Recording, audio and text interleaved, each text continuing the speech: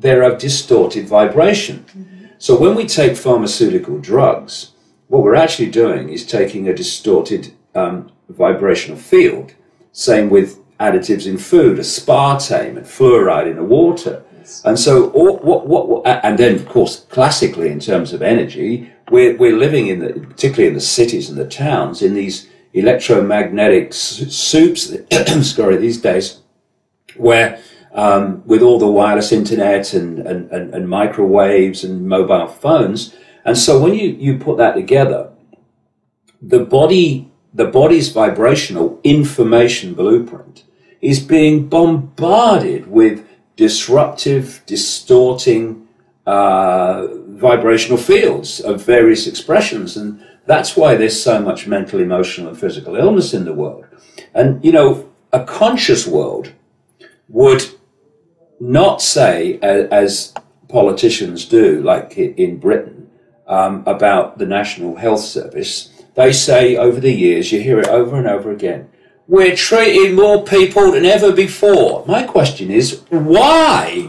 Why are you treating more people than ever before? Why are so many people ill and need treatment? Any conscious society says, what causes dis-ease, disharmony? Okay, we'll remove the cause. And then, staggeringly, the symptoms will disappear. And this is the kind of world we're going into as we become more conscious. And as you mentioned, the doctors break out of their, and scientists that could kind of interconnect with them, they break out of this straitjacket in the left brain where, when you look at it, you're born into the world, most people are born into left brain families. That's not a criticism. Most people in the world are left brain families. Why? Because that's what the system wants them to be and manipulates them to be. So the child comes up and gets brought up in a left brain kind of situation, then goes to school. And teachers talk to the child's left brain through school, through college, through university. And then in exams, they say, okay, now what we want you to do, in effect, is take all that information out the left brain, put it on a paper. If you do that really well, then you'll pass the exam. And then, what do you want to be, a scientist? You, a doctor? You, or whatever.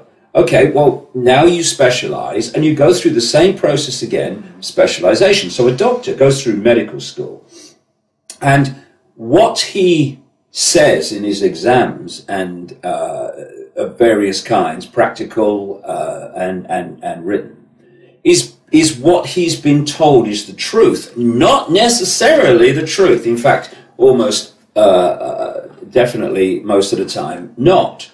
And he has to repeat that version of truth to become a doctor, or he doesn't become one. Same with scientists and stuff. And then he has to practice. When doctors say, I'm in practice, I think, well, you know, I want to see a doctor who's already got it right, thanks, who's still not practicing, you know. But anyway, the doctor then has to practice in line with the alleged truth. Otherwise, he gets struck off, or he or she gets struck off. And therefore, what you've got in all these fundamental institutions that dictate our society and what we should believe is possible, impossible, real and not real, are all virtually left brain prisoners. And so this is where the resistance comes from doctors and mainstream scientists to moving into another view of reality. A, because it puts their own job and livelihood under threat if they go too far. And also because there are many psychological things that go on, like they have to start accepting that all that they've been taught to believe and all that they've believed and all the treatments that they've been given, or many of them, simply are not only not the truth, but actually are very detrimental to the patient. So all this has to be absorbed and processed before they can start to move out and look at the world in a completely different way. The fact that more of them are shows just how powerful this energetic information changes, new epoch change is in its effect on more and more people. You know, I look at people who have started to look at this in a different way, and I think, God, 2 years ago I'd have said, no chance. but that they have. And we're going to be shocked in the years to come, the next few years, at the people that are going to, the waters are going to break, and they're going to open their awareness to a very, very different perception of themselves and the world. Yeah.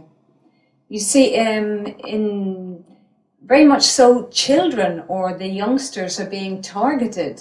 When I see young kids coming with all kinds of problems like attention deficit disorder, and then you check the kind of habits that they have at home, you see these kids are bombarded with television and all the little electronic machines.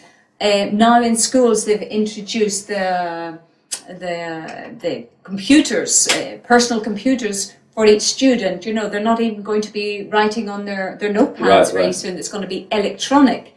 At the same time, I don't know any youngsters that are not eating chewing gum with the aspartame and drinking Coca-Cola with the aspartame as well. They're being given their shots of fluoride in schools still. Yeah. And I remember you commented the effect of fluoride on the pineal gland. Yeah, it calcifies the pineal gland, which is part of the third eye, what some people might call the sixth sense level of our perception, because the whole idea is to hold people in five sense perception alone, because when we're in that state, we are living in a tiny, tiny fraction beyond a fraction of our infinite possibility. And that makes us controllable en masse by a tiny few who are manipulating our reality. Once people start to awaken, this is why this control system is terrified of this more than anything else, then you start to see what you couldn't see before. You start to see how the manipulation is going on, how the dots connect. But this is my feeling, Suzanne, about what's happening with children. This vibrational change that I started writing about 20 years ago, what I call the truth vibrations, when there was no evidence of it, but now magnificent evidence of it all over the world, it's increasing the vibration, and therefore we are able, if we can connect with it, open our minds to it, we are able to access higher levels of awareness, i.e. understanding all this stuff. Now, I was born in 1952, and I came into this reality when the energetic information state was much lesser than it is now, and is becoming and nothing like what it's going to become.